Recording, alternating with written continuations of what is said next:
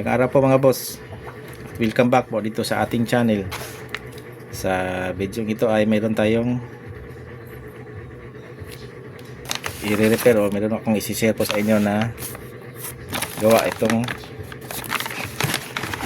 galing po sa aking kasama sa trabaho, itong ano ba to, vacuum cleaner. Meron na palang ano to, yung dito sa pindutan siguro to. Ito yung wala niya. Tingnan natin kung meron bang kinakal.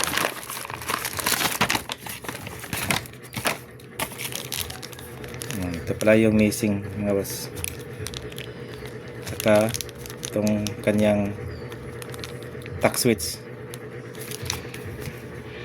Tingnan natin kung ano magagawa natin dito. Buksan ko muna ito para makita natin yung loob. Sandali po mga boss.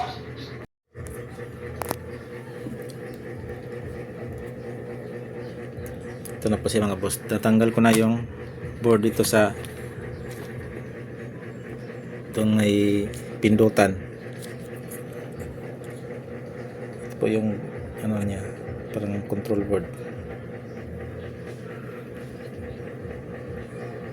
Kaya nga lang itong tack switch niya ay sira. Tinestir ko na to, sira. Kaya hanap tayo ng pampalit nito.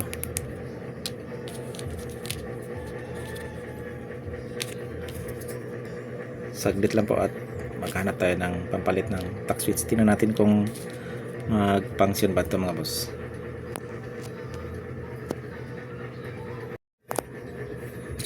Ang mga boss ay nakahanap tayo ng okay pa na tack switch galing dito. Ito na lang yung bunutin muna natin, tapos palit natin dito.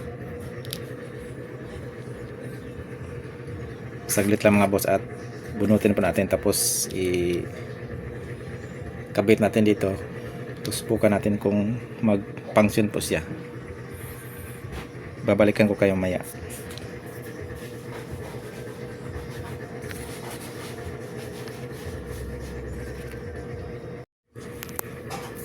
Ito na po mga boss yung update sa ating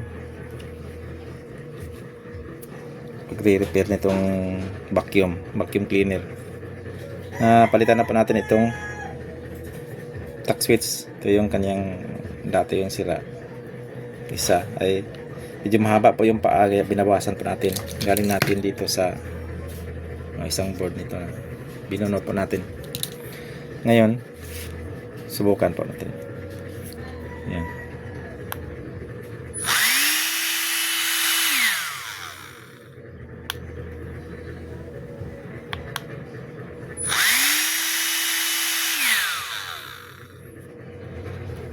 Okay po siya mga boss. Function po siya. Ngayon sarado po natin, tapos final testing po natin.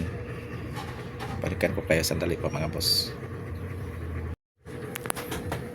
Sinubukan natin charge mga boss. Ayan, nag-blink po siya sa charge po. Tapos ngayon ay subukan po natin paanda rin. Yan, nakikabit na po natin lahat. Yan.